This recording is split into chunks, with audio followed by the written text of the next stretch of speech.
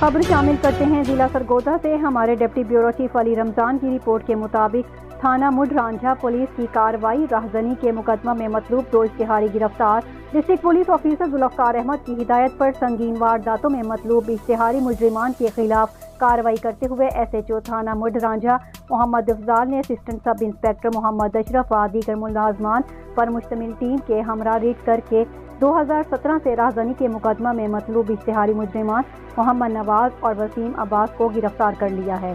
गिरफ्तार इश्तिहारी मुजरिमान ने अक्टूबर 2017 को अपने दीगर 2 साथियों के साथ मिलकर असलहा के जोर पर वारदात की और 1,21,000 रुपये नकदी छीन कर फरार हो गए थे। चूँकि वकवा में नामालूम मुलजिमान को SHO थाना मुड रांझा और उनकी टीम ने जदीद टेक्नोलॉजी और रवायती तरीका तफ्तीश अपनाते हुए गिरफ्तार करके उनके कब्जे से छीना गया माल मसरूका भी बरामद कर लिया है, जबकि वकवा में इस्तेमाल होने वाला असलहा बरामद करके नाजायज़ असलहा की दिफात के तहत अलग मुकदमा दर्ज कर लिए गए हैं। मज़ीद तफ्तीश जारी है।